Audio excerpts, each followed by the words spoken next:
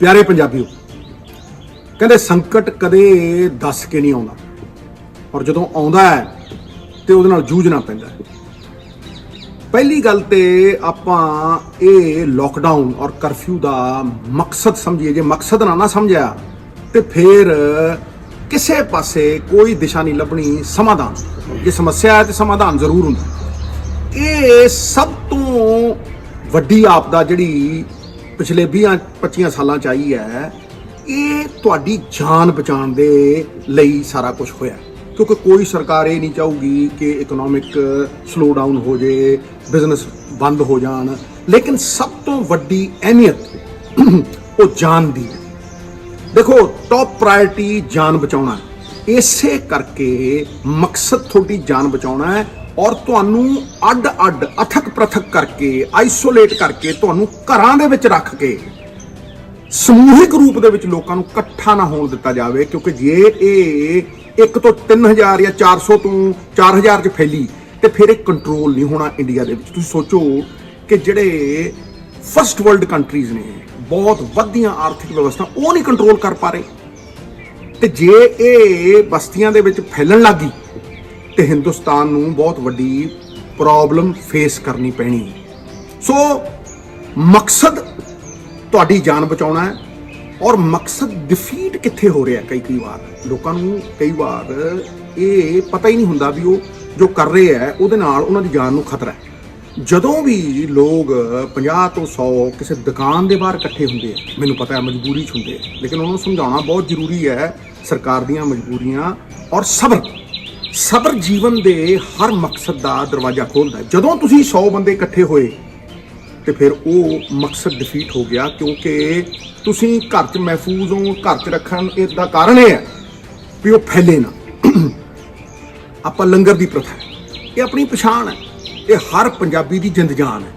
लेकिन परिस्थितियों के अनुसार ढाल के हुण लंगर जिहड़ा हैगा वो घरों घरी पहुँचाना पैना, पैकेटां दे विच पहुँचाना पैना। मास्क देखदा मैं वीरो, मैं WHO नाल संपर्क करदा, 1 सेकंड च जवाब आउंदा। जे मैं उन्होंने क्वेश्चन पाउणा तो ठां करदा जवाब आउंदा। मैं उन्होंने ये पुछया भी मास्क पाउणा की जरूरी है, तो WHO तो जवाब आया कि ये एक मिथ है, ये एक वहम है। मास्क सिर्फ वही बंदा पावे जिन्हों खंघ है, जिहड़ा बीमार है, जिन्हों नजला है, वो मास्क पावे ते उन्हां दा इलाज कर रहा है, चाहे डॉक्टर होवे चाहे घर दा, वो भी मास्क पावे। लेकिन जिहड़ा बंदा सड़कां दे उत्ते ठीक है, वो जदों मास्क पाउंदा ते अपने जीवन नूं खतरे च पा रहा है। वो जीवन खतरे च किद्दां पै रहा ये मैं समझाउणा। WHO कहना भी तुहाडा हत्थ जिहड़ा है वो तुहाडे नक तक, तुहाडीਆਂ ਅੱਖਾਂ तक ते तुहाडे मूँह तक नहीं जाना चाहिए, उत्थों ही ट्रांसमिट हुंदी है। और ये हवा च गैस नहीं है कोई भी जिहड़ी तुहानूं हवा दे विचों ट्रांसमिट होगी, रेस्पिरेटरी लिक्विड दे नाल ट्रांसफर हुंदी है। रेस्पिरेटरी लिक्विड मतलब जिहड़ा नक दे विचों तुहाडे लिक्विड बहिंदा अख चों या मूँह दे विचों जदों छिक मारदे आ, मूँह चों जिहड़ा लिक्विड हुंदा उत्थों ये महामारी फैलण दा खतरा हुंदा है। तो जो तुम मास्क पाने हो तो 15-20 बार तो मास्क एडजस्ट करते हो। जो स्कूटर से जाना होंगे ऐ करता है, यदा मतलब थोड़ा जो हथ है वो बारंबार नक ते जा रहा, मूँह ते जा रहा, अख ते जा रहा। इस करके ये वहम कढ़ दिओ, जिहड़ा बीमार है वही मास्क पावे और जिहड़ा बीमार नहीं है, महफूज है या इलाज करने वाला, जिहड़ा महफूज है, जिन्होंने कोई बीमारी नहीं, कोई खंघ नहीं, उन्होंने मास्क पाउण दी कोई लोड़ नहीं और मास्क जरूरतमंद बंदियां तक पहुंचे। ये वो एहतियात ने जिहड़े जान नूं महफूज रख सकते हैं और इसे करके लॉकडाउन होया। हुण मैं इहदे ते इसे करके शुरू च नहीं बोलिया कि इहदे चों मैनूं पता सीगा भी हौली हौली करके लोकां नूं वड्डी समस्या चों छोटियां समस्यावां पैदा होणीਆਂ, लेकिन वो जान तो वध नहीं हैगीਆਂ। पहलां तां ये समझ लो समस्यावां की पैदा होईਆਂ भी सरकार ने जदों जान बचाउण दे लई ये सारा कुछ करता। हुण 2 तरह के बंदे इहदे च, एक जिन्हों को पैसे है और वो समान खरीदना चाहते, एक डेली वेजर लेबरर जिन्होंने रोज कमाना है, रोज खाना है और जदों उन्होंने दिहाड़ी नहीं करनी तो उन्होंने को रोटी भी है नहीं। सरकार उन्होंने सैग्रीगेट कर रही है। मैं कल डिप्टी कमिश्नर नाल बहुत लंबी मीटिंग की है, फिर अपने हर काउंसलर को बुला के एक एक चीज़ पूछी भी लोग उन्होंने की कहते हैं, किस तरह कहते। कई काउंसलर के घरे लोग चले गए, मजबूरी च जाते हैं बेचारे, हुण उन्होंने आवाज़ चुकनी पैनी है ना, उन्होंने समझाना पैना ਉਹ ਜਦੋਂ ਰੋਟੀ ਨਹੀਂ ਹੁੰਦੀ, ਮਤਲਬ ਐਸੈਂਸ਼ੀਅਲ ਕਮੋਡਿਟੀਆਂ ਨਹੀਂ ਹੁੰਦੀਆਂ, ਤੇ ਉਹ ਕਾਉਂਸਲਰ ਦੇ ਘਰ ਇਕੱਠੇ ਹੋ ਕੇ ਚਲੇ ਜਾਂਦੇ ਹੈ। ਤੇ ਗਲਤ, ਲੇਕਿਨ ਉਹ ਕਰਨ ਕੀ? ਸੋ ਇਸ ਕਰਕੇ ਇਹ ਬੈਲੈਂਸ ਬਣਾਉਣਾ ਪੈਣਾ ਕਿ ਲੋਕਾਂ ਦੀ ਜਿਹੜੀ ਸਮੱਸਿਆ ਹੈ ਉਹਨੂੰ ਹੌਲੀ ਹੌਲੀ ਸੋਲਵ ਕਰਨਾ ਪੈਣਾ, ਪਰ ਸਬਰ ਰੱਖੋ। ਸਬਰ ਦਾ ਫਲ ਬਹੁਤ ਮਿੱਠਾ ਹੁੰਦਾ ਹੈ। ਮਹਿਫੂਜ਼ ਰੱਖਣਾ, ਜਾਨ ਬਚਾਉਣੀ, ਇਹ ਸਰਕਾਰਾਂ ਦਾ ਪਹਿਲਾ ਕੰਮ ਹੈ। ਸੋ ਉਹਨਾਂ ਨੂੰ ਸੈਗਰੀਗੇਟ ਕਰ ਰਿਹਾ। ਡਿਪਟੀ ਕਮਿਸ਼ਨਰ ਸਾਹਿਬ ਨਾਲ ਅਸੀਂ ਸਲਾਹ ਕੀਤੀ ਸੀਗੀ ਕਿ ਭਾਈ ਸਭ ਤੋਂ ਵੱਡਾ ਮੁੱਦਾ ਇਹ ਆ ਰਿਹਾ ਕਿ ਲੋੜਵੰਦ ਕੌਣ ਹੈ ਔਰ ਪਹੁੰਚਾਉਣਾ ਕਿਹਨੂੰ ਹੈ। ਸਮਝ ਇਹੀ ਨਹੀਂ ਆ ਰਹੀ, ਔਰ ਉਹ ਵੀ ਮੰਨੇ ਇਸ ਗੱਲ ਨੂੰ ਵੀ ਸਾਰਿਆਂ ਨੂੰ ਇਹੀ ਨਹੀਂ ਸਮਝ ਆ ਰਹੀ ਵੀ ਪਹੁੰਚਾਉਣਾ ਕਿਹਨੂੰ ਹੈ। ਦੂਜੀ ਪ੍ਰੋਬਲਮ ਇਹ ਆ ਰਹੀ ਹੈ ਕਿ ਜਿਹੜੀਆਂ ਥੋਕ ਦਾ ਸਮਾਨ ਆਉਂਦਾ ਸੀ, ਉਹ ਥੋਕ ਦਾ ਸਮਾਨ ਅੱਜ ਜਿਹੜੇ ਇੰਟਰਸਟੇਟ ਬੈਰੀਅਰ ਨੇ, ਵੱਡੇ ਵੱਡੇ ਟਰੱਕ ਲੋਕਡਾਊਨ ਕਰਕੇ ਉੱਥੇ ਖੜੇ ਆ। ਹੁਣ ਜਦੋਂ ਥੋਕ ਦਾ ਸਮਾਨ ਥੋਕ ਦੀਆਂ ਵੱਡੀਆਂ ਦੁਕਾਨਾਂ ਤੇ ਨਹੀਂ ਆਊ, ਤੇ ਫਿਰ ਉਦੋਂ ਬਾਅਦ ਸੈਮੀ ਥੋਕ ਵਾਲੀਆਂ ਦੁਕਾਨਾਂ ਤੇ ਨਹੀਂ ਆਊ, ਤੇ ਉਹ ਛੋਟੀ ਦੁਕਾਨ ਤੇ ਕਿਵੇਂ ਪਹੁੰਚੂ? ਆਮ ਬੰਦਾ ਛੋਟੀ ਦੁਕਾਨ ਤੇ ਜਾ ਕੇ ਸਮਾਨ ਖਰੀਦਦਾ। ਹੁਣ ਉਹ ਸਮੱਸਿਆ ਨੂੰ, ਸਪਲਾਈ ਚੇਨ ਨੂੰ ਬਣਾ ਰਹੇ, ਔਰ ਗਵਰਨਮੈਂਟ ਆਫ ਇੰਡੀਆ ਵੀ ਅੰਮ੍ਰਿਤਸਰ ਦੇ ਡਿਪਟੀ ਕਮਿਸ਼ਨਰ ਨਾਲ ਇਨ ਟੱਚ ਹੈ, ਔਰ ਉਹ ਕਹਿ ਰਿਹਾ ਵੀ ਅਸੀਂ ਉਹਨਾਂ ਟਰੱਕਾਂ ਨੂੰ ਉੱਥੋਂ ਭੇਜ ਰਹੇ ਹਾਂ। ਥੋਕ ਤੋਂ ਜਦੋਂ ਆਮ ਦੁਕਾਨ ਦੇ ਉੱਤੇ ਆਊਗਾ, ਤੇ ਪ੍ਰਸ਼ਾਸਨ ਦਾ ਇਹ ਸਭ ਤੋਂ ਪਹਿਲਾ ਦਾਇਿਤਵ ਹੈ ਕਿ ਜਿਹੜੀ ਮਹੱਲੇ ਦੇ ਕੋਨੇ ਤੇ ਦੁਕਾਨ ਹੈ, ਜਿਹੜੇ ਉਧਾਰ ਵੀ ਲੈਂਦੇ ਆ, ਜਿਹੜੇ ਉਹਨਾਂ ਦੁਕਾਨਾਂ ਦੇ ਨਾਲ ਸੰਪਰਕ ਦੇ ਵਿੱਚ ਨੇ ਅੱਜ ਤੋਂ ਨਹੀਂ, ਪਿਛਲੇ 20-25 ਸਾਲਾਂ ਤੋਂ, ਉਹਨੂੰ ਇਹ ਵੀ ਪਤਾ ਹੈ ਵੀ ਜੇ ਮੈਂ ਇਹਨਾਂ ਦੀ ਨਹੀਂ ਸੁਣੂਗਾ ਤੇ ਕੱਲ ਨੂੰ ਮੇਰਾ ਬਾਈਕਾਟ ਨਾ ਕਰ ਦੇਣ। ਉਹ ਦੁਕਾਨਾਂ ਦੇ ਉੱਤੇ ਸਭ ਤੋਂ ਪਹਿਲ ਦੇ ਆਧਾਰ ਦੇ ਵਿੱਚ ਥੋਕ ਦਾ ਜਿਹੜਾ ਸਮਾਨ ਹੈ, ਸਪਲਾਈ ਚੇਨ ਉੱਥੇ ਸ਼ੁਰੂ ਹੋਣੀ ਚਾਹੀਦੀ ਹੈ। ਦੂਜੀ ਕਿਸੇ ਨੂੰ ਡਾਇਬਟੀਜ਼ ਹੈ, ਉਹ 2 ਦਿਨ ਬਗੈਰ ਦਵਾਈ ਕਿਵੇਂ ਰਹੂ? ਉਹ ਬੜਾ ਔਖਾ ਹੈ। ਅੱਛਾ, ਜਿਹਨੂੰ ਸਪਲਾਈ ਹੁੰਦੀ ਹੈ ਉਹ ਫਿਰ 6 ਮਹੀਨੇ ਦੀ ਇਕੱਠੀ ਲੈ ਲੈਂਦਾ। ਇਹ ਬੈਲੈਂਸ ਬਣਾਉਣਾ ਪੈਣਾ ਹੈ, ਔਰ ਉਹ ਥੋਕ ਦਾ ਸਮਾਨ ਇਹ ਸਪਲਾਈ ਚੇਨ ਬਣਾ ਕੇ ਇਹਨਾਂ ਲੋਕਾਂ ਦੇ ਕੋਲ ਪਹੁੰਚਾਉਣਾ ਪੈਣਾ। ਇਹ ਸਮੱਸਿਆ ਦਾ ਵੱਡਾ ਸਮਾਧਾਨ ਹੈ। ਲੇਕਿਨ ਇੰਨਾ ਤੁਸੀਂ ਯਾਦ ਰੱਖੋ, ਮੈਂ ਪਹਿਲੇ ਚਰਨ ਦੇ ਵਿੱਚ ਤੁਹਾਨੂੰ ਇਹੀ ਕਹਿਣਾ ਚਾਹੁੰਦਾ ਕਿ ਜਿੱਥੇ 4 ਬੰਦਿਆਂ ਤੋਂ ਵੱਧ, 144 ਲੱਗੀ, 4 ਬੰਦਿਆਂ ਤੋਂ ਵੱਧ ਲੋਕ ਇਕੱਠੇ ਹੁੰਦੇ ਆ, ਤੇ ਉਹ ਆਪਣੀ ਵੀ ਤੇ ਸਮੂਹ ਪੰਜਾਬ ਦੀ ਜਾਨ ਨੂੰ ਖਤਰਾ ਪਾ ਰਹੇ ਆ। ਕਿਉਂਕਿ ਜੇ ਇਹ 400 ਨੂੰ ਫੈਲੇ ਤੇ 400 ਤੋਂ 4000 ਕਦੋਂ ਗਿਆ ਪਤਾ ਨਹੀਂ ਲੱਗਣਾ। ਜਿਹੜੇ ਵੱਡੇ ਦੇਸ਼ਾਂ ਨੇ ਕੰਟਰੋਲ ਵੀ ਕੀਤਾ ਹੈ, ਕੋਰੀਆ ਵਰਗਿਆਂ ਨੇ, ਉਹਨਾਂ ਨੇ ਘਰਾਂ 'ਚ ਹੀ ਸੈਗਰੀਗੇਟ ਕਰਕੇ, ਉੱਥੇ ਟੈਸਟਿੰਗ ਕਰਕੇ, ਜਿਹਨੂੰ ਬਿਮਾਰੀ ਹੈ ਉਹਨੂੰ ਉੱਥੇ ਹੀ ਇਲਾਜ ਕਰਤਾ ਜਾਂ ਉਹਨੂੰ ਉੱਥੋਂ ਹੀ ਹਸਪੀਟਲ ਤੋਂ ਚੱਕ ਲਿਆ। ਲੇਕਿਨ ਜਦੋਂ 4000 ਬੰਦਾ ਇਕੱਠਾ ਹੋ ਕੇ, ਜਾਂ 400 ਜਾਂ 200 ਬੰਦਾ ਇਕੱਠਾ ਹੋ ਕੇ ਜਾਂਦਾ, ਹੁਣ ਦਾਨ ਕਰਨ ਵਾਲੇ ਬੰਦੇ, ਮੈਂ ਉਹਨਾਂ ਦੇ ਨਾਲ ਪੂਰਾ ਸਮਰਥਨ ਕਰਦਾ, ਕਿਉਂਕਿ ਮੈਂ ਇਹ ਸਮਝਦਾ ਕਿ ਇਦੋਂ ਵੱਡੀ ਦਾਤ ਹੀ ਕਿਸੇ ਨੂੰ ਕੋਈ ਨਹੀਂ ਮਿਲੀ ਕਿ ਅਗਲਾ ਮੁਸੀਬਤ ਦੇ ਵਿੱਚ ਕਿਸੇ ਨੂੰ ਮਦਦ ਕਰਨਾ ਚਾਹੁੰਦਾ ਹੈ। ਔਰ ਪੰਜਾਬੀਆਂ ਦੇ ਤਾਂ ਖੂਨ 'ਚ ਲੰਗਰ ਉੱਥੋਂ ਉਪਜਿਆ, ਗੁਰੂ ਸਾਹਿਬਾਨਾਂ ਦੀ ਸਿਹਤ ਤੋਂ ਛਬੀਲਾਂ ਉੱਥੋਂ ਉਪਜੀਆਂ, ਔਰ ਦਾਨ ਵੀ ਉੱਥੋਂ ਹੀ ਉਪਜਿਆ। ਲੇਕਿਨ ਜਦੋਂ ਕੋਈ ਬੰਦਾ 2 ਤੋੜੇ ਦੇਣ ਜਾਂਦਾ ਜਾਂ 4 ਤੋੜੇ ਦੇਣ ਜਾਂਦਾ, ਔਰ 200 ਬੰਦੇ ਇਕੱਠੇ ਕਰਕੇ ਉੱਥੇ ਉਹ ਤੋੜੇ ਵੰਡਦਾ, ਤੇ ਫਿਰ ਉਹਨੂੰ ਇਹ ਸਮਝ ਨਹੀਂ ਹੈ ਵੀ ਭਾਈ ਉਹ ਫਾਇਦਾ ਘੱਟ ਕਰ ਰਿਹਾ ਔਰ ਨੁਕਸਾਨ ਜ਼ਿਆਦਾ ਕਰ ਰਿਹਾ। ਉਹਨੂੰ ਇਹ ਸਮਝਣਾ ਚਾਹੀਦਾ ਹੈ ਵੀ ਜੇ ਤੋੜੇ ਵੰਡਣੇ ਵੀ ਹੈ, ਆਪਾਂ ਲੰਗਰ ਵੀ ਵਰਤਾਉਣਾ, ਤੇ ਮੁੱਢ ਮੰਨ ਲਓ ਕਿ ਘਰੋਂ ਕਰੀ ਜਾਊਗਾ, ਭਾਈ ਘਰੋਂ ਕਰੀ ਜਾਊਗਾ। ਮੈਂ ਰਿਪੀਟ ਕਰ ਰਿਹਾ, ਕਿਉਂਕਿ ਇਹੀ ਮੇਨ ਮੁੱਦਾ ਹੈ, ਔਰ ਇਹੀ ਆਪਾਂ ਨੂੰ ਮਹਿਫੂਜ਼ ਰੱਖੂਗਾ, ਆਪਾਂ ਨੂੰ ਜਿਉਂਦਿਆਂ ਰੱਖੂਗਾ, ਕਿਉਂਕਿ ਇਹ ਖਤਰਨਾਕ ਬਿਮਾਰੀ ਹੈ। ਜ਼ਿਆਦਾ ਬੱਚਿਆਂ ਨੂੰ ਔਰ ਬਜ਼ੁਰਗਾਂ ਨੂੰ ਪੈਂਦੀ ਹੈ, ਉਹਨਾਂ ਨੂੰ ਬਿਲਕੁਲ ਹੀ ਸੈਗਰੀਗੇਟ ਕਰਨ ਦੀ ਲੋੜ ਹੈ। ਸੋ ਮੇਰਾ ਜਿਹੜਾ ਪਹਿਲਾ ਚਰਨ ਸੀ, ਉਹ ਮੈਂ ਇਹੀ ਕਹਿਣਾ ਚਾਹੁੰਦਾ ਕਿ ਅੱਜ ਬਹੁਤ ਬਿਹਤਰੀ ਹੈ।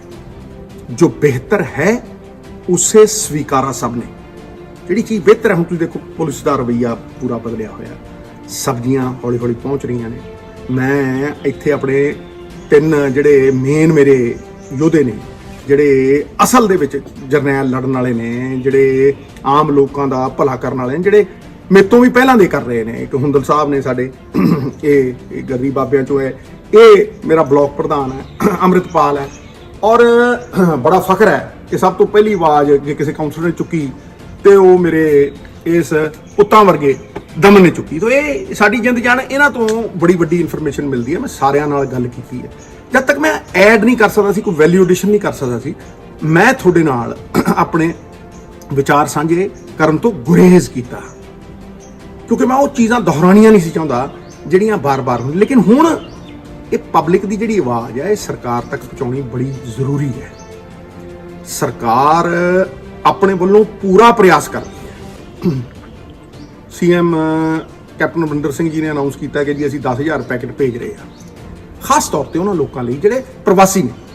ਵੇਖੋ ਅੱਜ ਤੁਸੀਂ ਜਦੋਂ ਪ੍ਰਵਾਸੀਆਂ ਦੀ ਗੱਲ ਕਰਦੇ ਹੋ, ਉਹ ਵਿਚਾਰੇ ਘਰ-ਬਾਰ ਛੱਡ ਕੇ ਮਹਿਮਾਨ ਨੇ ਸਾਡੇ। ਮਹਿਮਾਨ ਜੋ ਹਮਾਰਾ ਹੋਤਾ ਹੈ ਉਹ ਜਾਨ ਸੇ ਪਿਆਰਾ ਹੋਤਾ ਹੈ। ਉਹ ਨਾ ਮਹਿਮਾਨਾਂ ਦਾ ਇਹ ਹਾਲ ਹੈ ਕਿ ਉਹ ਕਿਰਾਇਆਂ ਤੇ ਰਹਿੰਦੇ ਆ ਵਿਚਾਰੇ, ਇੱਥੇ ਕਿਰਾਏ ਦੇਣ, ਦੂਜਾ ਹੁਣ ਰੋਟੀ ਨਹੀਂ ਹੈ ਉਹਨਾਂ ਕੋਲ। ਸੋ ਜਿਹੜੇ ਬੰਦੇ ਖਰੀਦ ਸਕਦੇ ਆ ਉਸ ਦੁਕਾਨ ਤੇ ਜਦੋਂ ਸਪਲਾਈ ਹੋਊਗੀ, ਕੰਟੈਕਟ ਕੌਣ ਹੋਊਗਾ, ਇਹ ਬੜੀ ਵੱਡੀ ਗੱਲ ਹੈ। ਕਿਉਂਕਿ ਜਿਹੜੇ ਅਫਸਰ ਨੇ ਉਹ ਕਾਉਂਸਲਰ ਨਾਲ ਸੰਪਰਕ ਕਰਨ। ਕਾਉਂਸਲਰ ਸਭ ਨੂੰ ਜਾਣਦਾ ਹੈ, ਉਹਦੀ ਭੁੱਖ ਹੈ ਕਿ ਉਹ ਆਪਣੇ ਬੰਦਿਆਂ ਦਾ ਖਿਆਲ ਰੱਖੇ। ਉਹ 10,000 ਬੰਦੇ ਦਾ ਚੁਣਿਆ ਨੁਮਾਇੰਦਾ ਹੈ। ਸੋ ਹੁਣ ਕੰਟੈਕਟ ਵੀ ਬਣ ਗਏ। ਅਸੀਂ ਡਿਪਟੀ ਕਮਿਸ਼ਨਰ ਸਾਹਿਬ ਨਾਲ ਗੱਲ ਕੀਤੀ ਹੈ, ਜ਼ੋਨਾਂ ਦੇ ਵਿੱਚ ਵੰਡਿਆ ਗਿਆ। ਹੁੰਦਲ ਸਾਹਿਬ ਨੇ ਕੱਲ ਸੁਝਾਅ ਦਿੱਤਾ ਕਿ ਜਿਵੇਂ ਡਿਵੀਜ਼ਨਾਂ ਹੁੰਦੀਆਂ ਸੀ ਪਹਿਲਾਂ, ਜਦੋਂ ਆਪਦਾ ਦਾ ਸਮਾਂ ਹੁੰਦਾ ਸੀਗਾ, ਡਿਫੈਂਸ ਕਮੇਟੀਆਂ ਹੁੰਦੀਆਂ ਸੀਗੀਆਂ, ਉਹ ਜਾ ਕੇ ਸੁਝਾਅ ਦਿੰਦੀਆਂ ਸੀ।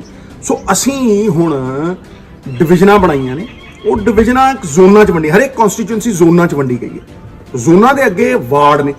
ਹੁਣ ਹਰੇਕ ਵਾਰਡ ਦੇ ਵਿੱਚ ਇਹ ਡਿਸਾਈਡ ਹੋਇਆ ਹੈ ਕਿ ਹਰੇਕ ਵਾਰਡ ਦੇ ਵਿੱਚ ਵਾਰਡ ਦਾ ਕਾਉਂਸਲਰ, ਵਾਰਡ ਪ੍ਰਧਾਨ ਤੇ ਉਹਦੀ ਜਿਹੜੀ ਟੀਮ, ਇਕੱਲੇ ਬੰਦੇ ਦੀ ਟੀਮ ਜਿਹੜੀ ਮਤਲਬ ਦੁਕਾਨ ਤੋਂ ਸਪਲਾਈ ਕਰੂਗੀ। ਇਹ ਸਮਝ ਲੈਣਾ ਵੀ ਦੁਕਾਨ ਤੇ ਇਕੱਠੇ ਨਹੀਂ ਹੋ ਸਕਦੇ। ਦੁਕਾਨਦਾਰ ਜਦੋਂ ਸਮਾਨ ਆ ਗਿਆ ਉਹਨੇ ਸਪਲਾਈ ਕਰਨੀ ਹੈ, ਚਾਹੇ ਉਹ ਕਾਉਂਸਲਰ ਦੇ ਬੰਦਿਆਂ ਦੇ ਥਰੂ ਕਰੇ, ਚਾਹੇ ਉਹ ਆਪਣੇ ਬੰਦਿਆਂ ਦੇ ਥਰੂ ਕਰੇ, ਔਰ ਸੈਨੀਟਾਈਜ਼ਰ ਉਹਦੇ ਕੋਲ ਹੋਣਗੇ। ਸਮਝ ਲਓ, ਇਹ 3-4 ਬੰਦਿਆਂ ਦੀ ਟੀਮ, ਵਾਰਡ ਪ੍ਰਧਾਨ ਵਾਲਿਆਂ ਦੀ, ਇੱਕ ਕਾਰਪੋਰੇਸ਼ਨ ਦਾ ਬੰਦਾ, ਇੱਕ ਪੁਲਿਸ ਦਾ ਬੰਦਾ ਤੇ ਉਹਦੇ ਨਾਲ ਇੱਕ ਡਿਪਾਰਟਮੈਂਟ ਦਾ ਬੰਦਾ। ਇਹ ਹਰ ਵਾਰਡ ਦੇ ਵਿੱਚ ਇਹ ਟੀਮ ਪੂਰੀ ਖੜੀ ਹੋ ਚੁੱਕੀ ਹੈ। ਔਰ ਡਿਪਟੀ ਕਮਿਸ਼ਨਰ ਦੇ ਆਰਡਰ ਨੇ ਵੀ ਆਹ ਸਮਾਨ ਇੰਨੇ ਵਜੇ, ਪਿੰਡਾਂ ਵਾਲੇ ਵੀਰ ਵੀ ਜਿਹੜੇ ਨੇ ਚਾਰਾ ਲੈਂਦੇ ਆ, ਕੋਈ ਉਹ ਲੈਂਦੇ ਆ, ਮੈਂ ਉਹ ਦਮਨ ਨੂੰ ਐਂਡ ਦੇ ਵਿੱਚ ਕਹੂੰਗਾ ਇਹਨੂੰ ਸਾਰਾ ਕੁਝ ਪੂਰਾ ਪੜਿਆ ਹੋਇਆ ਔਰ ਇੱਕ ਚੀਜ਼ ਤੁਹਾਨੂੰ ਸਮਝਾਊਗਾ। ਸੋ ਪਹਿਲਾ ਜਿਹੜਾ ਆਪਾਂ ਕੰਮ ਕਰਨਾ ਹੈ, ਸਭ ਤੋਂ ਵੱਡਾ ਕੰਮ ਕਰਨਾ ਹੈ, ਉਹ ਇਹ ਹੈ ਕਿ ਆਪਾਂ ਸਮੱਸਿਆ ਦਾ ਸਮਾਧਾਨ ਬਣੀਏ, ਆਪਾਂ ਸੋਲੂਸ਼ਨ ਬਣੀਏ, ਆਪਾਂ ਪ੍ਰੋਬਲਮ ਕ੍ਰੀਏਟ ਨਾ ਕਰੀਏ। ਉਹਦੇ ਲਈ ਅਵੇਅਰਨੈਸ ਦੀ ਬੜੀ ਜ਼ਰੂਰਤ ਹੈ। ਇਹ ਜਿਹੜਾ ਕਰੋਨਾ ਦਾ ਕਹਿਰ ਹੈ ਨਾ, ਇਹ ਅਵੇਅਰਨੈਸ ਦੀ ਲੋਕ ਲਹਿਰ ਬਣ ਕੇ ਆਪਾਂ ਲੱਕ ਤੋੜ ਸਕਦੇ ਹਾਂ। ਇਹ ਅਵੇਅਰਨੈਸ ਜ਼ਰੂਰੀ ਹੈ ਔਰ ਇਹ ਜਨ ਜਾਵੇ, ਘਰ ਜਾਵੇ। ਔਰ ਮੈਂ ਪੰਜਾਬ ਗਵਰਨਮੈਂਟ ਨੂੰ ਵੀ ਰਿਕੁਐਸਟ ਕਰੂੰਗਾ ਕਿ ਮੈਂ ਪਹਿਲਾਂ ਸਭ ਤੋਂ ਪੰਜਾਬੀ ਦੇਖਣ ਦੀ ਕੋਸ਼ਿਸ਼ ਕੀਤੀ ਸੀ। ਮੈਨੂੰ ਪਤਾ ਉਹਨਾਂ ਨੇ ਐਡਾਂ ਵੀ ਦਿੱਤੀਆਂ ਨੇ ਔਰ ਉਹਨਾਂ ਨੇ ਆਪਣੇ ਵੱਲੋਂ ਪ੍ਰਯਾਸ ਵੀ ਕੀਤਾ, ਪਰ ਜੇ ਉਹ WhatsApp ਮੈਸੇਜਾਂ ਦੇ ਰਾਹੀਂ, ਇੱਕ WhatsApp ਜ਼ੋਨ ਹੁੰਦਾ ਹੈ, ਉਹਦਾ ਇੱਕ ਸਪੈਸੀਫਿਕ ਨਾਮ ਹੈ ਚੈਟ ਬਾਕਸ, ਮੈਨੂੰ ਹੁਣ ਯਾਦ ਆ ਗਿਆ, WhatsApp chat box. WhatsApp chat box ਦੇ ਉੱਤੇ ਸਰਲ ਪੰਜਾਬੀ ਭਾਸ਼ਾ ਦੇ ਵਿੱਚ, ਕਿਉਂਕਿ ਜ਼ਬਾਨ ਸਾਨੂੰ ਜੋੜਦੀ, ਔਰ ਮੈਂ ਇਹ ਮੰਨਦਾ ਕਿ ਜ਼ਬਾਨ ਜਿਹੜੀ ਜੋੜਨੀ ਹੈ ਉਹ ਸਭ ਤੋਂ ਇੰਪੋਰਟੈਂਟ ਚੀਜ਼ ਹੈ, ਜ਼ਬਾਨ ਜੋੜਦੀ ਹੈ। ਉਹ WhatsApp ਚੈਟ ਬਾਕਸ ਦੇ ਉੱਤੇ ਪਾ ਕੇ ਹਰ ਪੰਜਾਬੀ ਦੇ ਕੋਲ ਇਹ ਸੰਦੇਸ਼ ਪਹੁੰਚਾਉਣ। ਹੌਲੀ ਇਹ ਸਮੱਸਿਆਵਾਂ ਜਿਹੜੀਆਂ ਨੇ ਇਹਨਾਂ ਦਾ ਸਮਾਧਾਨ ਸ਼ੁਰੂ ਹੋ ਜਾਊਗਾ ਔਰ ਮੈਨੂੰ ਇਹ ਵਿਸ਼ਵਾਸ ਹੈ ਕਿ ਅਸੀਂ ਕਰੋਨਾ ਦਾ ਲੱਕ ਤੋੜ ਲਿਆ। ਕੱਲ ਜਦੋਂ ਡਿਪਟੀ ਕਮਿਸ਼ਨਰ ਸਾਹਿਬ ਨਾਲ ਮੀਟਿੰਗ ਹੋਈ, ਮੇਰੇ ਕਾਉਂਸਲਰ ਸਾਹਿਬਾਨ ਵੀ ਆਏ ਹੋਏ ਸੀ, ਤੇ ਉੱਥੇ ਡਿਪਟੀ ਕਮਿਸ਼ਨਰ ਨੂੰ ਚੁਣੇ ਨੁਮਾਇੰਦਿਆਂ ਵੱਲੋਂ ਇਹ ਗੱਲ ਕਹਿ ਦਿੱਤੀ ਸੀ ਕਿ ਭਾਈ ਜੇ 1200 ਦੁਕਾਨਾਂ ਨੇ ਕੈਮਿਸਟ ਦੀਆਂ ਤੇ 600 ਖੁੱਲ੍ਹਣੀਆਂ ਚਾਹੀਦੀਆਂ। ਉਹਨੇ ਅਸ਼ੋਰੈਂਸ ਦਿੱਤੀ ਵੀ ਇਹ ਹੋ ਜਾਊਗਾ। ਬਾਕੀ ਵੀ ਦੁਕਾਨਾਂ ਜਿਉਂ ਥੋਕ ਦਾ ਸਮਾਨ ਆਈ ਜਾਊਗਾ, ਥੋੜਾ ਸਬਰ ਕਰੋਗੇ, ਉਹ ਵੀ ਖੁੱਲ੍ਹ ਜਾਣਗੀਆਂ। ਦੂਜਾ ਮਸਲਾ ਜਿਹੜਾ ਲੋਕਾਂ ਦਾ ਭਖਦਾ ਮਸਲਾ ਹੈ, ਉਹ ਹੈਗਾ ਚੱਕੀਆਂ ਦਾ ਮਸਲਾ, ਡੀਪੂਆਂ ਦਾ ਮਸਲਾ। ਔਰ ਮੇਰੀ ਹੱਥ ਬੰਨ ਕੇ ਬੇਨਤੀ ਹੈ, ਮੈਂ ਨੀਵਾਂ ਹੋ ਕੇ, ਤੁਸੀਂ ਪੰਜਾਬੀਓ ਮੇਰੇ ਰੱਬ ਹੋ, ਜਿਹੜਾ ਅਸੀਂ ਕਦੇ ਜ਼ਿੰਦਗੀ ਦੇ ਵਿੱਚ ਪੰਜਾਬੀਆਂ ਨੇ ਪਾਪੀ ਨੂੰ ਘੱਟ ਮਾਰਿਆ, ਪਾਪ ਜ਼ਿਆਦਾ ਮਾਰਿਆ ਉਹਦਾ। ਜਿਹੜੇ ਹੋਰਡਿੰਗ ਕਰਦੇ ਆ ਯਾਰ, ਕਾਲਾ ਬਾਜ਼ਾਰੀ ਕਰਦੇ ਆ, ਇਹ ਸਮਾਂ ਨਹੀਂ ਹੁੰਦਾ। ਇਸੇ ਕਰਕੇ ਦੁਕਾਨਾਂ ਵੀ ਤਿੰਨ ਖੋਲ੍ਹਣ ਨੂੰ ਕਿਹਾ ਵੀ ਭਾਈ ਰੇਟ ਵੱਧ ਨਾ ਆਵੇ, ਗਰੀਬ ਆਦਮੀ ਕੋ ਰੋਟੀ ਖਾਣ ਨੂੰ ਨਹੀਂ ਹੈ। ਮੈਂ ਤਾਂ ਹੱਥ ਜੋੜੇ ਕਿ ਭਾਈ ਇਹ ਕਾਲਾ ਬਾਜ਼ਾਰੀ ਨੂੰ ਘਟਾ ਦਿਓ। ਦੂਜੀ ਗੱਲ, ਚੱਕੀਆਂ ਸਾਰੀਆਂ ਖੁੱਲ੍ਹਣੀਆਂ ਚਾਹੀਦੀਆਂ ਨੇ, ਕਿਉਂਕਿ ਲੋਕਾਂ ਕੋਲ ਤੋੜੇ ਪਏ ਆ, ਸਰਕਾਰ ਦੇ ਦਿੱਤੇ ਹੋਏ ਨੇ, ਸਰਕਾਰ ਹਰ ਭਰਸਕ ਪ੍ਰਯਾਸ ਕਰ ਰਹੀ ਹੈ। ਉਹ ਤੋੜਿਆਂ 'ਚ ਕਣਕ ਦਾ ਕੋਈ ਫਾਇਦਾ ਨਹੀਂ ਜਦ ਤੱਕ ਆਟਾ ਨਹੀਂ ਹੋਊ ਉਹਨਾਂ ਕੋਲ। ਸੋ ਇਸ ਕਰਕੇ ਉਹ ਚੱਕੀਆਂ ਖੁੱਲ੍ਹਦੀਆਂ ਨੇ ਤੇ ਕਾਉਂਸਲਰਾਂ ਕੋਲ ਸਾਰਿਆਂ ਕੋਲ ਨੰਬਰ ਨੇ, ਲੋਕਾਂ ਕੋਲ ਵੀ ਉਹਨਾਂ ਦੇ ਨੰਬਰ ਨੇ, ਉਹ ਘਰੋਂ ਘਰੀ ਵੰਡਣ ਚੱਕੀਆਂ ਵਾਲੇ। ਤੇ ਚੱਕੀਆਂ ਵਾਲਿਆਂ ਤੋਂ ਉੱਤੇ ਡੀਪੂ ਵਾਲੇ ਨੇ। ਡੀਪੂਆਂ ਵਾਲਿਆਂ ਕੋਲ ਮੇਰੇ ਕੋਲ 2 ਕੱਲ ਡੀਪੂਆਂ ਵਾਲੇ ਆਏ ਸੀ, ਕਿਉਂਕਿ ਮੈਂ ਇਨਫੋਰਮੇਸ਼ਨ ਲੈਣਾ ਔਰ ਗਰਾਊਂਡ ਲੈਵਲ ਦੀ ਲੈਣਾ। ਉਹ ਕਹਿੰਦੇ ਜੀ ਅਸੀਂ ਪੈਸੇ ਵੀ ਜਮ੍ਹਾਂ ਕਰਾਏ, ਸਰਕਾਰ ਨੇ ਸਾਨੂੰ ਹਲੇ ਕਣਕ ਨਹੀਂ ਦਿੱਤੀ। ਤੇ ਕਈਆਂ ਨੇ 60% ਵੰਡਿਆ ਤੇ 40 ਰੁਪਏ ਹੈ, ਔਰ ਲੋਕ ਉਹਨਾਂ ਕੋਲ ਜਮ੍ਹਾਂ ਵੀ ਕਰਾ ਜਾਂਦੇ ਆ ਤੋੜੇ। ਉਹ ਆਪਦਾ ਵਾਲੀ ਪਰਿਸਥਿਤੀ ਨਹੀਂ ਹੁੰਦੀ, ਉਹ ਨਾਰਮਲ ਪਰਿਸਥਿਤੀ ਹੁੰਦੀ ਹੈ। ਤੇ ਜਿਹੜਾ 40% ਪਿਆ ਉਹ ਵੰਡਣ, ਤੇ ਜਿਨ੍ਹਾਂ ਕੋਲ ਨਹੀਂ ਹੈ ਸਰਕਾਰ ਉਹਨਾਂ ਕੋਲ ਬਿਲਕੁਲ ਟਿਕਾ ਕੇ ਭੇਜੇ, ਔਰ ਇੱਕ ਸਾਈਕਲ ਤੇਜ਼ੀ ਵਾਲਾ ਬਣ ਜੇ। ਠੋਕ ਕੇ ਬਣ ਜਾਓ, ਜਿਹੜਾ ਕਿ ਆਮ ਬੰਦੇ ਤੱਕ ਪਹੁੰਚ ਕਰੇ। ਦੇਖੋ ਹੁਣ ਟਾਈਮ ਉਹ ਹੈ ਕਿ ਜਾਂ ਤੇ परिस्थितियां ਦੇ ਅਨੁਸਾਰ ਆਪਣੇ ਆਪ ਨੂੰ ਢਾਲ ਲਓ ਜਾਂ परिस्थितियां ਨੂੰ ਬਦਲ ਦਿਓ। ਹੁਣ ਪਿਆਸਾ ਖੂਹ ਕੋਲ ਨਹੀਂ ਜਾਊ, ਵਕਤ ਉਹ ਆ ਗਿਆ ਕਿ ਖੂਹ ਨੇ ਪਿਆਸੇ ਦੇ ਕੋਲ ਜਾਣਾ ਹੈ। ਘਰੋਂ ਘਰੀ ਆਪਾਂ ਗੱਲ ਪਹੁੰਚਾਉਣੀ ਹੈ ਔਰ ਜੋ ਵੀ ਸਮਾਨ ਹੈ ਉਹ ਘਰੋਂ ਘਰੀ ਪਹੁੰਚਾਉਣਾ ਹੈ। ਅਗਲੀ ਚੀਜ਼ ਜਿਹੜੀ ਬਹੁਤ ਅਹਿਮ ਹੈ, ਜਿਹਦੇ ਨਾਲ ਆਪਾਂ ਬੜੇ ਸੌਖੇ ਸਖਾਲੇ ਤਰੀਕੇ ਨਾਲ ਸਾਧਨ ਬਣਾ ਕੇ ਸਾਰੇ ਪੰਜਾਬ ਦਾ ਭਲਾ ਕਰ ਸਕਦੇ ਹਾਂ। ਹਰੇਕ ਘਰ ਦੇ ਵਿੱਚ ਮੇਰੇ ਵੀਰੋ, ਭਰਾਵੋ, ਭੈਣੋ, ਹਰੇਕ ਘਰ ਦੇ ਵਿੱਚ ਕੋਈ ਨਾ ਕੋਈ ਸੇਵਕ ਹੈ ਜਿਹੜਾ ਉੱਥੇ ਕੰਮ ਕਰਦਾ ਹੈ। ਕੋਈ ਮਾਈ ਹੈ, ਕੋਈ ਭਾਈ ਹੈ ਜਿਹੜਾ ਬਾਹਰੋਂ ਆਉਂਦਾ ਹੈ ਔਰ ਕੰਮ ਕਰਦਾ, ਔਰ ਸੈਨੀਟਾਈਜ਼ਰ ਦੇ ਨਾਲ ਉਹ ਹੱਥ ਹੁੱਥ ਧੋ ਕੇ ਉਹ ਅੰਦਰ ਆਉਂਦਾ ਹੈ। ਜਦੋਂ ਸ਼ਾਮ ਨੂੰ ਜਾਣ ਲੱਗੇ ਘਰੇ ਤੇ ਭਾਈ ਉਹਦੀ ਮਦਦ ਕਰੋ। ਜਦੋਂ ਤੁਸੀਂ, ਔਰ ਪੰਜਾਬ ਮਦਦ ਕਰ ਰਿਹਾ, ਮੈਨੂੰ ਇਸ ਗੱਲ ਦਾ ਯਕੀਨ ਨਹੀਂ, ਮੈਂ ਤੇ ਜਾਣਦਾ, ਮੈਂ ਮੰਨਦਾ ਨਹੀਂ, ਆਈ ਡੋਂਟ ਬਿਲੀਵ, ਮੈਂ ਇਸ ਗੱਲ ਨੂੰ ਜਾਣਦਾ ਕਿ ਪੰਜਾਬ ਕਰ ਰਿਹਾ। ਖਾਸ ਤੌਰ ਤੇ ਜਿਹੜੇ ਇੰਡਸਟਰੀਅਲਿਸਟ ਨੇ, ਉਹਨਾਂ ਦੇ ਕੋਲ ਜਿਹੜੇ ਲੇਬਰ ਕੰਮ ਕਰਦੀ ਹੈ ਉਹ ਕਰ ਰਹੇ ਨੇ, ਪਰ ਕਈ ਜਿਹੜੇ ਨਹੀਂ ਕਰ ਰਹੇ ਉਹਨਾਂ ਦੀ ਥੋੜੀ ਜਿਹੀ ਅਲਖ ਜਗਾਉਣ ਦੀ ਲੋੜ ਹੈ, ਉਹ ਵੀ ਕਰਨਗੇ। ਜੇ ਆਪਾਂ ਹਰ ਘਰ ਦਾ ਜਿਹੜਾ ਕੰਮ ਹੈ, ਜਿਹੜਾ ਆਪਣਾ ਸੇਵਕ ਹੈ, ਉਹ ਵੀ ਰੱਬ ਦਾ ਰੂਪ ਹੀ ਹੈ। ਮਾਨਸ ਕੀ ਜਾਤ ਸਭ ਹੈ ਏਕ ਹੈ ਪਹਿਚਾਨ ਬੋ, ਆਪਣੇ ਗੁਰੂਆਂ ਨੇ ਇਹੀ ਗੱਲ ਕਹੀ ਹੈ। ਉਹਨੂੰ ਤੁਸੀਂ ਆਟਾ ਦਾਲ ਜੋ ਵੀ ਉਹਦੀ ਰੋਜ਼ਮਰਾ ਦੀ ਨੀਡ ਹੈ, ਉਹ ਕੱਲਾ ਬੰਦਾ ਹੈ, ਉਹ ਤੁਸੀਂ ਉਹਦੇ ਰਾਹੀਂ ਭੇਜ ਸਕਦੇ ਹੋ। ਇਹ ਬੜੀ ਵੱਡੀ ਮਦਦ ਹੋਊਗੀ। ਇਹਦੇ ਨਾਲ ਸਾਰੇ ਪੰਜਾਬ ਦੀ ਬੱਲੇ ਬੱਲੇ ਤੇ ਕਰੋਨਾ ਦਾ ਕਹਿਰ ਥੱਲੇ ਥੱਲੇ। ਪਿਆਰੇ ਪੰਜਾਬੀਓ, ਜਿੰਨੇ ਵੱਡੇ ਸਿਸਟਮ ਹੈ ਉਹ ਛੋਟੀਆਂ ਛੋਟੀਆਂ ਚੀਜ਼ਾਂ ਤੇ ਚੱਲਦੇ ਆ। ਵੱਡੇ ਵੱਡੇ ਇੰਜਨ ਵੀ ਜਿਹੜੇ ਆ ਨਾ, ਉਹ ਛੋਟੇ ਛੋਟੇ ਸਪਾਰਕ ਪਲੱਗਾਂ ਤੇ ਚੱਲਦੇ ਆ। ਜੇ ਸਪਾਰਕ ਪਲੱਗ 'ਚ ਕਚਰਾ ਫਸ ਜੇ ਨਾ ਤੇ ਗੱਡੀ ਟੀਚੂ ਟੀਚੂ ਕਰਦੀ। ਇਸ ਕਰਕੇ ਸਿਸਟਮ ਚਾਹੇ ਪਿੰਡਾਂ ਦਾ ਹੋਵੇ ਚਾਹੇ ਸ਼ਹਿਰਾਂ ਦਾ ਹੋਵੇ, ਉਹ ਸੇਮ ਹੀ ਹੈ। ਉਧਰ ਸਰਪੰਚ ਸਾਹਿਬਾਨਾਂ ਨੇ ਕਰਨਾ ਹੈ, ਇੱਥੇ ਕਾਉਂਸਲਰ ਨੂੰ ਕੰਟੈਕਟ, ਪਹਿਲਾਂ ਕੰਟੈਕਟ ਨਹੀਂ ਸੀ, ਅਸੀਂ ਕੰਟੈਕਟ ਦੇਤੇ। ਛੋਟੀਆਂ ਛੋਟੀਆਂ ਚੀਜ਼ਾਂ ਦੇ ਨਾਲ ਪੂਰਨਤਾ ਮਿਲਦੀ ਹੈ। ਬੂੰਦ ਬੂੰਦ ਨਾਲ ਸਮੁੰਦਰ ਬਣਦਾ ਹੈ। ਛੋਟੀਆਂ ਛੋਟੀਆਂ ਚੀਜ਼ਾਂ ਨਾਲ ਪੂਰਨਤਾ ਮਿਲਦੀ ਹੈ, ਔਰ ਪੂਰਨਤਾ ਕੋਈ ਛੋਟੀ ਚੀਜ਼ ਨਹੀਂ। ਜਿਵੇਂ ਮਿਸਾਲ ਦੇ ਤੌਰ ਤੇ ਪਿਆਰੇ ਪੰਜਾਬੀਓ, ਮੈਂ ਤੁਹਾਡੇ ਨਾਲ ਸ਼ੇਅਰ ਕਰਨਾ ਚਾਹੁੰਦਾ, ਦੋ ਹੀ ਚੀਜ਼ਾਂ ਨੇ ਜਿਹੜੀਆਂ ਵੰਡਣ ਨਾਲ ਵੱਧਦੀਆਂ ਨੇ, ਇੱਕ ਪਿਆਰ ਤੇ ਇੱਕ ਜੇ ਕੋਈ ਜਾਣਕਾਰੀ ਹੋਵੇ, ਉਹ ਜਾਣਕਾਰੀ ਵੀ ਵੰਡੀ ਦੀ ਹੈ, ਸਮਝੇ, ਉਹ ਵੱਧਦੀਆਂ ਨੇ। ਬਾਕੀ ਤਿਜੋਰੀਆਂ ਜੋ ਪੈਸੇ ਵੀ ਕੱਢੋ ਘਟਦੇ ਆ।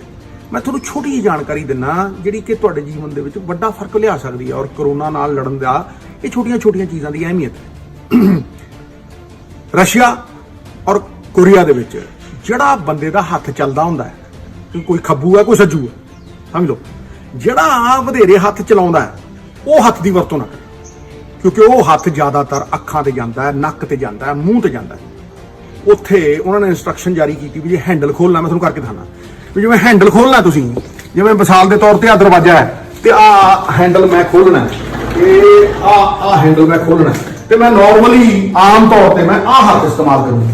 ਇਹ ਮੇਰਾ ਸੱਜਾ ਹੱਥ ਹੈ ਔਰ ਚੱਲਦਾ ਹੈ। ਲੇਕਿਨ ਆਪਾਂ ਕੀ ਕਰਨਾ, ਆਪਾਂ ਆ ਹੱਥ ਦਾ ਇਸਤੇਮਾਲ ਕਰਨਾ, ਕਿਉਂਕਿ ਇਹ ਹੱਥ ਜਿਹੜਾ ਹੈ, ਦੇਖੋ ਆ ਹੱਥ ਛੱਡ ਕੇ ਆ ਹੱਥ ਦਾ ਇਸਤੇਮਾਲ ਕੀਤਾ ਖੱਬੇ ਚ, ਕਿਉਂਕਿ ਮੈਂ ਸੱਜੂ ਹਾਂ। ਹੁਣ ਇਹ ਹੱਥ ਆਮ ਨੱਕ ਦੇ ਉੱਤੇ, ਅੱਖ ਦੇ ਉੱਤੇ ਜਾਂਦਾ, ਕੋਈ ਇੱਥੇ ਥੋੜਾ ਨਹੀਂ ਜਾਂਦਾ। ਸੋ ਇਹ ਛੋਟੀਆਂ ਛੋਟੀਆਂ ਚੀਜ਼ਾਂ ਨਾਲ ਆਪਾਂ ਕਰੋਨਾ ਨੂੰ ਢਾਹ ਲਾ ਸਕਦੇ।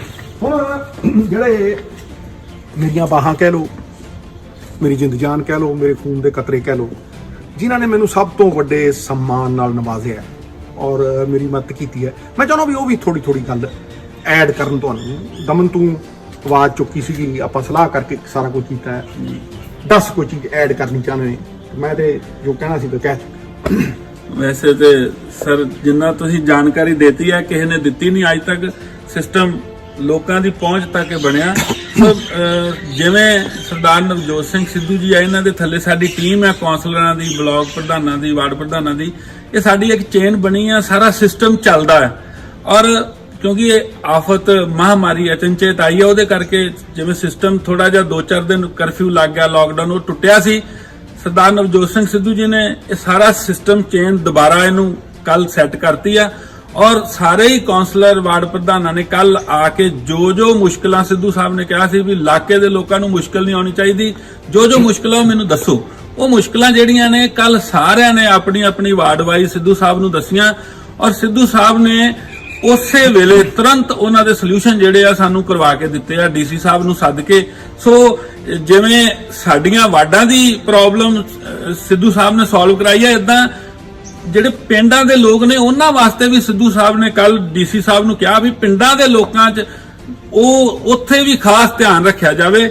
ਸੋ ਕੁਝ ਚੀਜ਼ਾਂ ਨੇ ਜਿਹੜੀਆਂ ਚੀਜ਼ਾਂ ਲੋਕਾਂ ਨੂੰ ਨਹੀਂ ਅਜੇ, ਕਈ ਬਹੁਤ ਜਿਹੜੇ ਪੜ੍ਹੇ ਲਿਖੇ ਉਹਨਾਂ ਨੂੰ ਤੇ ਪਤਾ ਹੀ ਨਹੀਂ ਚੀਜ਼ਾਂ, ਪਰ ਕੁਝ ਲੋਕਾਂ ਤੱਕ ਇਹ ਚੀਜ਼ਾਂ ਨਹੀਂ ਪਹੁੰਚੀਆਂ ਕਿ ਜਿਹੜੀਆਂ ਚੀਜ਼ਾਂ ਆਮ ਨੇ। ਜਿਵੇਂ ਹੁਣ ਅੱਜ ਸਵੇਰੇ ਮੈਨੂੰ ਕੱਲ ਕਿਸੇ ਦੇ ਫੋਨ ਆਏ ਵੀ ਸਾਨੂੰ ਤੇਲ ਨਹੀਂ ਮਿਲ ਰਿਹਾ, ਤੇ ਮੈਂ ਉਹਨਾਂ ਨੂੰ ਦੱਸਿਆ ਕਿ ਤੇਲ ਮਿਲ ਰਿਹਾ ਆ, ਤੁਸੀਂ ਸਵੇਰੇ 4 ਵਜੇ ਤੋਂ 8 ਵਜੇ ਤੱਕ ਜਾਓ, ਸਾਰੇ ਪੈਟਰੋਲ ਪੰਪ ਖੁੱਲੇ ਹੁੰਦੇ ਆ।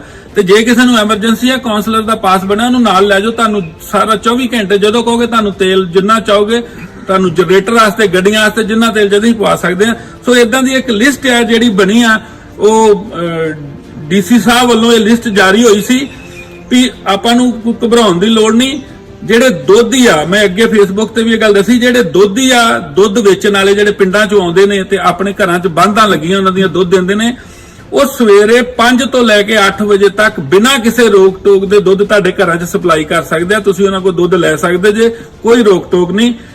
ਦੂਜਾ, ਜਿਹੜਾ ਵੇਰਕੇ ਦਾ ਦੁੱਧ ਆ ਜਾਂ ਅਮੂਲ ਦਾ ਦੁੱਧ ਆ, ਜਿਹੜੇ ਬ੍ਰਾਂਡਡ ਦੁੱਧ ਨੇ, ਪੈਕਟ ਨੇ, ਉਹ ਚੀਜ਼ਾਂ ਸਵੇਰੇ 5 ਵਜੇ ਤੋਂ ਲੈ ਕੇ ਦੁਪਹਿਰ ਦੇ 2 ਵਜੇ ਤੱਕ ਉਹ ਤੁਹਾਡੇ ਜਿਹੜੇ ਡਿਸਟ੍ਰੀਬਿਊਟਰ ਨੇ ਉਹ ਤੁਹਾਨੂੰ ਸਪਲਾਈ ਕਰ ਸਕਦੇ ਆ, ਕੋਈ ਰੋਕ ਟੋਕ ਨਹੀਂ।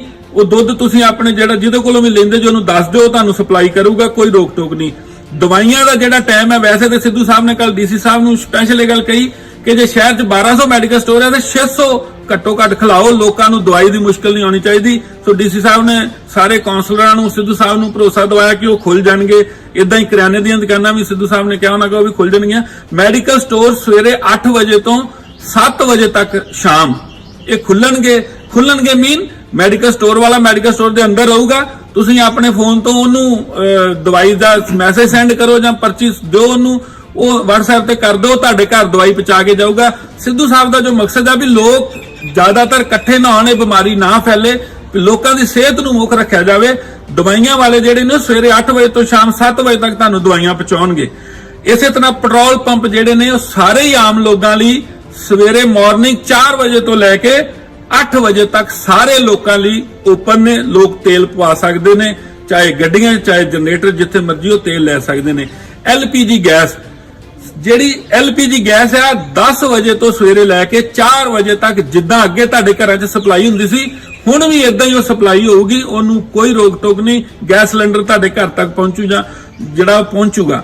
ਕਰਿਆਨਾ ਤੇ ਜਿਹੜਾ ਰਾਸ਼ਨ ਦੀਆਂ ਦੁਕਾਨਾਂ ਆ 2 ਵਜੇ ਤੋਂ ਦੁਪਹਿਰੇ ਸ਼ਾਮ ਦੇ 6 ਵਜੇ ਤੱਕ ਉਹ ਦੁਕਾਨਦਾਰ ਤੁਹਾਡੇ ਘਰਾਂ 'ਚ ਜਿਹੜਾ ਸਮਾਨ ਸਪਲਾਈ ਕਰਨਗੇ। ਸਿੱਧੂ ਸਾਹਿਬ ਨੇ ਉਹਨਾਂ ਨੂੰ ਇਹ ਕਿਹਾ ਵੀ ਜਿਹੜੀਆਂ ਇਲਾਕੇ ਦੇ ਘਰਾਂ ਦੇ ਬਾਹਰ ਦੁਕਾਨਾਂ ਆ, ਡੀਸੀ ਸਾਹਿਬ ਨੂੰ ਇਹ ਕਿਹਾ ਵੀ ਉਹਨਾਂ ਨੂੰ ਜ਼ਿਆਦਾ ਖਲਵਾਓ, ਉਹ ਸਮਾਨ ਜਿਹੜਾ ਆ ਲੋਕਾਂ ਦੇ ਘਰੋਂ ਘਰੀ ਦੇ ਕੇ ਆਉਣ ਤੇ ਲੋਕਾਂ ਨੂੰ ਸਮਾਨ ਦੀ ਕੋਈ ਮੁਸ਼ਕਲ ਨਾ ਆਵੇ।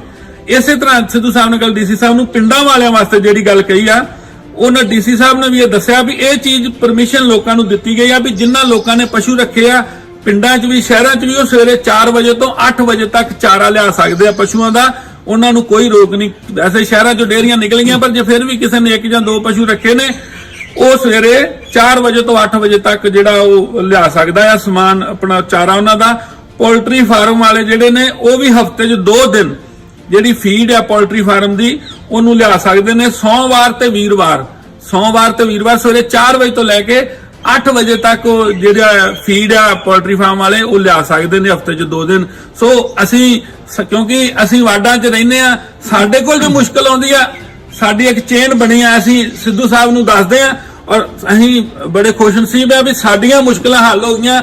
ਔਰ ਇੱਕ ਮੈਂ ਬੇਨਤੀ ਕਰਨਾ ਚਾਹੁੰਦਾ, ਜਿਹੜੇ ਲੋਕ ਰਾਸ਼ਨ ਦਾ ਕਰਕੇ ਥੋੜਾ ਜਿਹਾ ਪੈਨਿਕ ਨੇ, ਜਿਹੜੇ ਗਰੀਬ ਲੋਕ ਨੇ, ਸਿੱਧੂ ਸਾਹਿਬ ਵੱਲੋਂ ਸਾਰੇ ਕੌਂਸਲਰਾਂ ਨੂੰ ਹਦਾਇਤ ਦਿੱਤੀ ਗਈ ਆ, ਅਸੀਂ ਤੁਹਾਡੇ ਘਰੋਂ ਘਰੀ ਰਾਸ਼ਨ ਪਹੁੰਚਾਵਾਂਗੇ, ਤੁਹਾਨੂੰ ਸਾਡੇ ਵੱਲ ਆਉਣ ਦੀ ਲੋੜ ਨਹੀਂ। ਅਸੀਂ ਤੁਹਾਡੇ ਘਰ ਆ ਕੇ, ਜਿਵੇਂ ਸਿੱਧੂ ਸਾਹਿਬ ਨੇ ਕਿਹਾ ਨਾ ਵੀ ਖੂਹ ਤੁਹਾਡੇ ਕੋਲ ਚੱਲ ਕੇ ਆਊਗਾ, ਸਾਡੀ ਜ਼ਿੰਮੇਵਾਰੀ ਹੈ, ਅਸੀਂ ਕੱਲੇ ਘਰ ਤੱਕ ਰਾਸ਼ਨ ਪਹੁੰਚਾ ਕੇ ਜਾਵਾਂਗੇ। ਸਾਨੂੰ ਸਿੱਧੂ ਸਾਹਿਬ ਵੱਲੋਂ ਆਸ਼ੀਰਵਾਦ ਵੀ ਮਿਲਿਆ ਔਰ ਸਿੱਧੂ ਸਾਹਿਬ ਨੇ ਭਰੋਸਾ ਵੀ ਦਿੱਤਾ ਵੀ ਕਿਸੇ ਵੀ ਚੀਜ਼ ਦੀ ਲੋੜ ਆ ਤੁਸੀਂ ਕਰਨਾ ਆ, ਜੋ ਚਾਹੀਦਾ ਮੇਰੇ ਕੋਲੋਂ ਲੈ ਲਓ ਤੇ ਲੋਕਾਂ ਤੱਕ ਪਹੁੰਚਾਓ। ਸੋ ਅਸੀਂ ਤੁਹਾਡੇ ਘਰਾਂ ਤੱਕ ਰਾਸ਼ਨ ਪਹੁੰਚਾਵਾਂਗੇ। ਅਸੀਂ ਸਿੱਧੂ ਸਾਹਿਬ ਦਾ ਵੀ ਧੰਨਵਾਦ ਕਰਦੇ ਹਾਂਗੇ, ਇਹਨਾਂ ਸਾਡਾ ਸਾਥ ਦਿੱਤਾ। ਧੰਨਵਾਦ। ਦੇਖੋ 3 ਮੀਟਰ ਦੂਰ ਰਹਿਣਾ ਆਪਾਂ ਮਿੱਤਰਾ, ਇਹ ਗੱਲ ਯਾਦ ਰੱਖੀ। ਜੇ ਆਪਾਂ ਨਹੀਂ ਕਰਾਂਗੇ, ਚੁਣੇ ਨੁਮਾਇੰਦੇ ਨਹੀਂ ਕਰਨਗੇ, ਤਾਂ ਹੀ ਦੇਖੋ ਮੈਂ ਦੂਰ ਖੜੇ ਕੀਤੇ ਆ। ਮੈਂ ਸਾਰੇ ਕਾਉਂਸਲਰਾਂ ਨੂੰ ਬੁਲਾ ਸਕਦਾ, ਮੇਰੀ ਜਿੰਦ ਜਾਨ ਨੇ ਉਹ, ਮੈਂ ਸਾਰੇ ਕਾਉਂਸਲਰਾਂ ਨੂੰ ਬੁਲਾ ਸਕਦਾ ਸੀ ਆਪਣੇ ਵਰਕਰ, ਪਰ ਫਿਰ ਉਹ ਮਕਸਦ ਡਿਫੀਟ ਹੋ ਗਿਆ। ਉਹ ਮਕਸਦ ਡਿਫੀਟ ਨਹੀਂ ਕਰਨਾ ਆਪਾਂ। ਜਾਨ ਦੀ ਪ੍ਰਾਇੋਰਟੀ ਟੌਪ ਪ੍ਰਾਇੋਰਟੀ ਹੈ, ਜਾਨ ਨੂੰ ਮਹਿਫੂਜ਼ ਰੱਖਣਾ।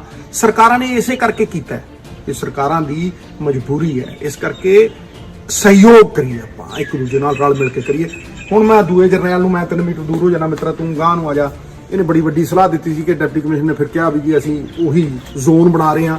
ਇਹ ਪੁਰਾਣਾ ਗਦਰੀ ਬਾਬਿਆਂ ਦੇ ਵਿੱਚੋਂ ਹੈ, ਮੇਰਾ ਫਾਦਰ ਵੀ ਗਦਰੀ ਬਾਬਿਆਂ ਨਾਲ ਲੜਦਾ ਹੁੰਦਾ ਸੀਗਾ, ਇਸ ਕਰਕੇ ਮੇਰਾ ਇਹਦੇ ਨਾਲ ਖਾਸ ਪਿਆਰ ਹੈ। ਔਰ ਮੈਂ ਬਾਕੀ ਆਪਣੇ ਕਾਉਂਸਲਰਾਂ ਤੋਂ, ਬਾਕੀਆਂ ਤੋਂ, ਕਿਉਂਕਿ ਅਨੁਸ਼ਾਸਨ 'ਚ ਰਹਿਣਾ, ਜਿਹੜਾ ਅਨੁਸ਼ਾਸਨ ਪਾਲੂ ਉਹੀ ਸ਼ਾਸਨ ਪਾਲੂ, ਇਸ ਕਰਕੇ ਉਹਨਾਂ ਨੂੰ ਨਹੀਂ ਬੁਲਾ ਸਕਿਆ। ਮੈਂ ਖਿਮਾ ਦਾ ਜਾਚਕ ਹਾਂ, ਲੇਕਿਨ ਮੈਂ ਜਿਹੜੇ ਆਪਣੇ 3 ਮੇਰੇ ਬਲਾਕ ਪ੍ਰਧਾਨ ਉਹ ਤੁਹਾਡੇ ਕੋਲ ਖੜੇ ਕੀਤੇ ਆ, ਇਹ ਵੀ 2 ਮਿੰਟ ਗੱਲਾਂ ਕਰ ਰਿਹਾ। ਅੰਮ੍ਰਿਤਪਾਲ ਕਹਿੰਦਾ ਨਹੀਂ ਜੀ ਮੇਰੀ ਤੇ ਕਵਰ ਹੋ ਗਈ। ਅੱਜ ਸਮੁੱਚੇ ਸੰਸਾਰ ਤੇ ਬੜਾ ਔਖਾ ਸਮਾਂ ਚੱਲ ਰਿਹਾ ਵਾ, ਔਰ ਇਸ ਔਖੇ ਦੌਰ ਦੇ ਵਿੱਚ ਅਸੀਂ ਜਾਗਰੂਕ ਹੋ ਕੇ ਖੁਦ ਆਪਣੇ ਪਰਿਵਾਰ, ਆਪਣੇ ਸਮਾਜ ਇਹਦਾ ਡਿਫੈਂਸ ਕਰਨਾ ਵਾ। ਇਹਦੇ ਵਾਸਤੇ ਅਸੀਂ ਪੰਜਾਬੀਆਂ ਨੇ ਹਮੇਸ਼ਾ ਹੀ ਅਹਿਮ ਯੋਗਦਾਨ ਪਾਇਆ ਵਾ।